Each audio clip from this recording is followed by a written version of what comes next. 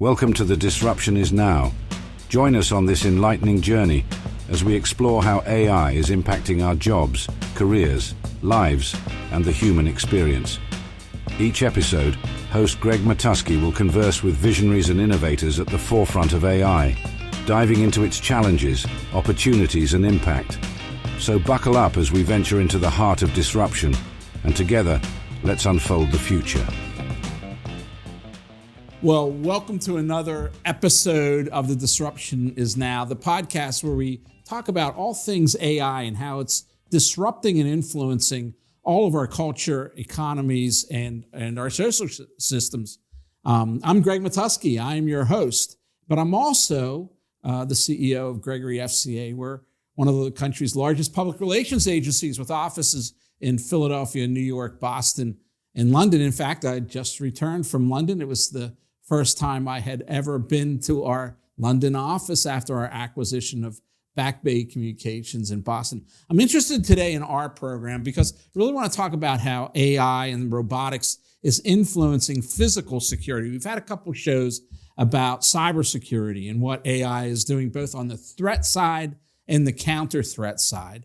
This is on the other side of the rails. This is really about physical security. My guest is Jake Shild, who is the founder of LandSkyAI. And LandSky is dedicated to help enterprises protect their assets in some way using AI technologies, robotic technologies, and drone technologies. Jake, thanks for being with us. Let's start with, how the heck did you get into this business? I understand you went to the University of Delaware. Is that correct? Yeah, that's correct. And thanks, of course, for having me on, Greg. Really appreciate it. But yeah, how I actually got started and founded the company was interesting. I originally come from a security integration background. So someone who's not familiar, think if you're in Manhattan at one of the larger buildings, you might see turnstiles, you might see cameras, and in the back end, you might not see it, but there might be more advanced emerging technology, actually like video analytics or AI that's running. And while I was there as a family business, so I grew up in security. So then at high school, college, winter, summers, doing install related work, then IT related work, and then moving up doing some more emerging technology related work and as strategy related to that as well, especially coming off of the coming from University of Delaware. A lot of different strategic ideas were after that, and my involvement with the emerging technology side. And actually, when I was there on the security side, it was the first time I ran into what we call a drone in a box company. But for now, we could just think of it as an automated drone that I ran into. And we thought it was the next big thing in security. It was going to be something easy and simple to get out there on the market or resell, like all the other technology we were reselling, and quickly got demos set up. And we're having clients that are very into the technology for the general positive reasons you may want drones or robotics when you're comparing it to traditional guarding or security. But there are a bunch of hurdles they had that were stopping them from adopting the technology. On one end, there was this huge human input was still required with a lot of it, say, who was going to operate the system, who was going to be getting certified and licensed, and who was going to maintain the systems. To, at the time, a lot of them were essentially just moving cameras. There wasn't really any intelligent data coming off of it, wasn't any true automation, I'd say, and you weren't sure if you're keeping up with the latest technology. Stop right there then.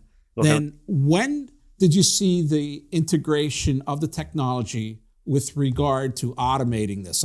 For years, we had worked for Nice Technologies, which has a lot of technologies that does safe cities and things like that. And one of the things that was a real challenge was the amount of video that would be produced and who would review that. So automation, of course, is one route to reduce that ask. When did you see that coming? LandSky is 2 years old, from what I understand. Yeah. And so was the founding predicated on what you saw AI would enable you to do, or was it founding anyway and then AI was the holy grail? No, so we did see it coming in the sense that there was part of it that wasn't there yet, in the sense that we knew that these systems needed to be available fully remotely, we'd say, and able to operate independently when they are, say, maybe it's a drone going on a patrol route or even responding to an alarm. And at the time, it wasn't 100% there, but we knew that the I'd say the foundation was being put in place for them. The technology was there. It was just missing these extra, I would say, especially on the back end, missing these steps or even some of these little bridges that were required to get it there to actually getting to that next level of full automation. So it was a foundation for it. It just looked like it wasn't being taken advantage of in the correct method. Well, let's go into those steps. But first, explain to us the autonomous nature of this and the automation so that we understand, make it real world so I can understand, what the robotics does, what the drone does. When you say autonomous, what does that mean? Yeah. So when we're looking at whether it's a drone flying through the air or I use the drones or robots interchangeably, but when I'm talking about it here, I'm talking more like a drone flying in the air and a robot that's on the ground, even though technically they could be used interchangeably. So when I'm looking at those systems, what I describe is essentially you setting up a base station or a charger that these systems are going off of. No one's unplugging anything. No one's touching anything. Drone or robot will just go off its charger, go do a patrol route on its own. It's figuring out the best method to get to each different waypoint, maybe it is, or go about essentially this route of a patrol route of the property. And it's figuring out on its own best route to get there, what's most effective and efficient. And then even while it's on this patrol route, actually telling you what it might be seeing. Now on the video side, taking the video stream coming from these systems and then alerting you to detected a person on site right now, or maybe it's detected X amount of vehicles on site at that time. And at the end of its patrol, comes back, gets on its charger, and it's doing it all on its own. It's not someone having to run out there, plug it in, forgot to charge the battery overnight, and now you're not able to operate the system. It's doing a route on its own. It could even be responding to alarms on its own. Maybe we integrate it to a perimeter sensor on site, goes off, drone automatically flies there, hovers, looks to detect a person or vehicle or something similar, comes back when nothing's detected and lands. So the whole idea is that, because you don't build the drones, you don't build the robots, you integrate them all in the different systems and you automate the process so what human jobs, what human tasks are eliminated? Is the patrol and identification or what's the human machine interface here and obligations? Yes. So from the very beginning aspect or basic aspect of what it'd be looking for, we'd say ROI on is looking and comparing it to these manned perimeter guard patrols or something similar. And it's not necessarily that they even have to be replaced, but it's already a big liability concern for organizations that they could go out on patrol. And if they spot something without any awareness, they could just end up getting assaulted, for a crude example. And then instead, if you had a drone or robot doing that, you're already decreasing some liability in that sense of not having risk to the guard. But the idea would be taking away that dirty and repetitive going through that patrol routes of a property, or even that initial alarm response. So it would be directly tied to those jobs related to, say, patrolling a property or even responding to an alarm. And on the other end as well, it may even mean that maybe you don't need as many certain other devices on site, or maybe you don't need as many people just on site monitoring cameras now that you do have an active patrol presence. Well, now help me out to understand exactly what the notification is. What's it based on? Is it an intruder? Is it facial recognition? Is it perhaps, I spoke to a company recently and they have a identification process for schools of anybody that would have a weapon on them, right? So what is it identifying? What's it red flagging, and how's that work? Yeah, so if it's on a patrol, we set it up because a lot of what we're doing when we are looking for alerts or having the system alert us is for a site where maybe it's typically taking over an after hours patrol, or even could be going during the day. But generally the main items would be it's flying out there. There shouldn't be anyone located on site. Now there's a person just standing in the parking lot, or there's a group of people hanging out in the parking lot. Right away, making sure that actually our remote operators are able to get that alarm and then verify it and send it off to essentially the end user's team. Or on the other end, if we're looking at just more from a business intelligence aspect, is where we could even have it hovering, say, during an event. We could understand how many people are going to one entrance of, say, the event venue, how many people are located at another entrance, see how many from high above, be able to see how many parking lots are being, spots are being filled up versus cars that are actually there at the time. So a lot of it is on the security side. You could get more granular, but a lot of it will just mainly depend on us getting alerts if a person or vehicle is detected or an anomaly. On the business side is where you could even get, or event where you could get more granular, where we could look at more high-level alerts, like wanting to know how many people are detected in frame to, like I was saying, clear parking spots, to even maybe doing some asset tracking as well, say off of barcodes or maybe QR codes that are on top of, say, different trailers. So you're looking at what verticals? You're looking at supply chain logistics? Is that one? Yeah, that's probably one of our bigger focuses. I talk a lot about heavy industries, which does mean like manufacturing and like a utilities or energy type of sectors. An interesting one that popped up for us has actually been like ultra high net worth individuals or large properties like that. How's that work? What's that all about? So that one would be right now, say maybe they have a property overseas, maybe they have a property located in the US, but when you're at that level, there a lot of times there'll be these properties that are 10 plus acres, typically like 30 plus acres. So they're large properties. They have maybe didn't have a ton of security at the beginning, or if it's overseas, they may already have, say, armed guards or guards that are patrolling the property on site. But again, they're having trouble maybe trusting that the patrols are actually getting done, and know that patrols are limited to really what they could see. While if you have a drone go up, you could see with the thermal sensor, see through trees.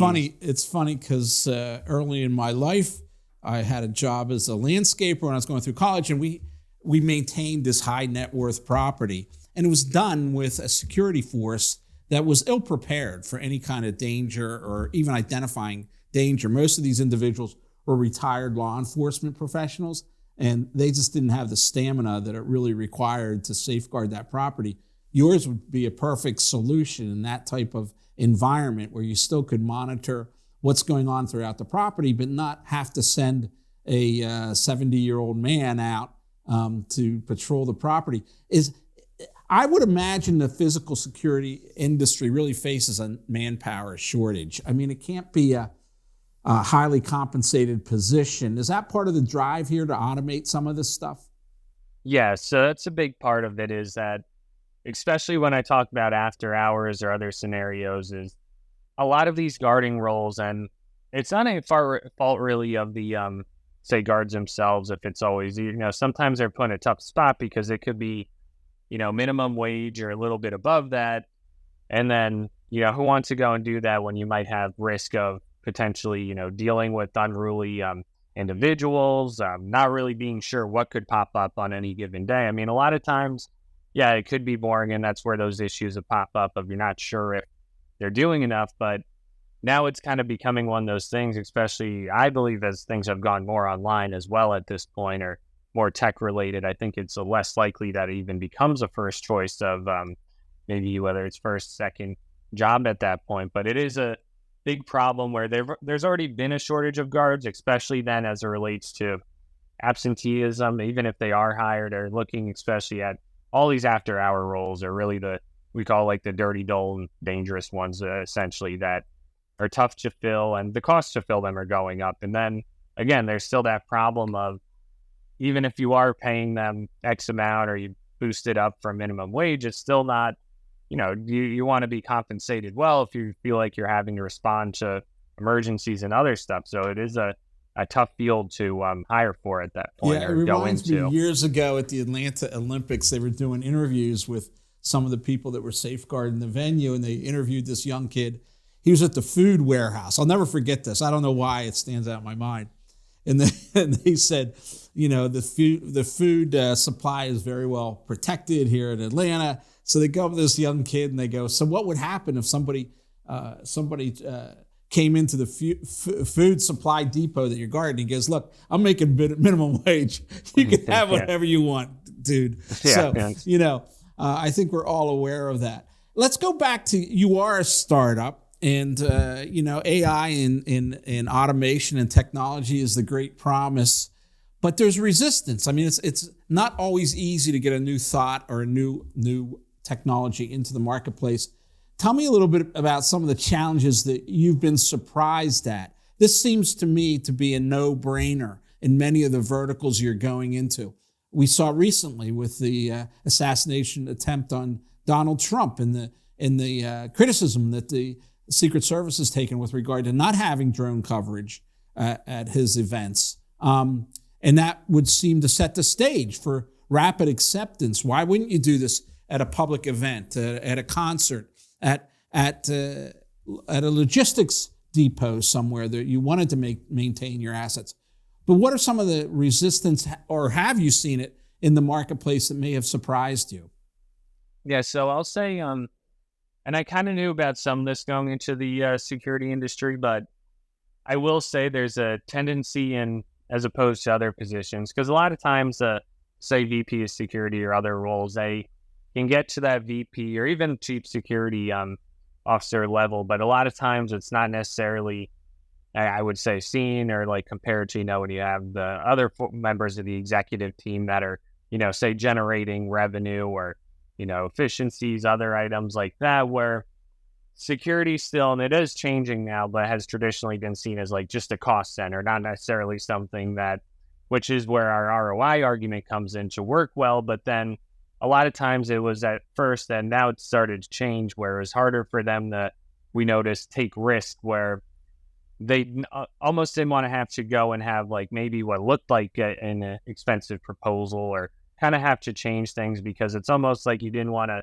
cause waves or anything just when you are, say, maybe at that VP level and you're not necessarily seen at the same level as the rest of the C-suite of executives at that point. So we saw a bit of that. I will say there's still some reluctance, which we're surprised about just drones or robots in general, or not trusting it, or they'll go back to the point, say if you only get one system, it is technically true that it won't, go around 24 hours in a row out there. But then, of course, we would say, I mean, no one's watching every single camera 24 hours either, or even a guard isn't going out there for 24 hours in a row doing a patrol. So sometimes you get that.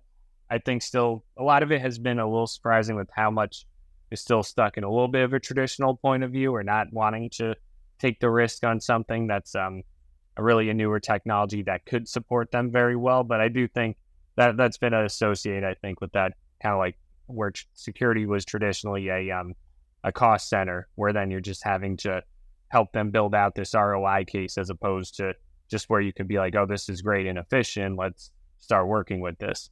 It's funny, I was working with an engineering company that was doing fall prevention systems, which anybody working at height needs to consider. And they faced the issue of a diverse decision-making body within the organization. There's surely the safety director, but they also had to make the case to the CFO, to the CEO. They had to make the case to marketing and PR. An accident has real implications with regard to additional regulation and scrutiny by government organizations. It has an impact on insurance and future insurance rates and litigation and what will take place there. And it has a reputational risk and cost too. So they were very primed in getting that message to a diverse spectrum of decision makers, because it isn't all vested in the safety manager's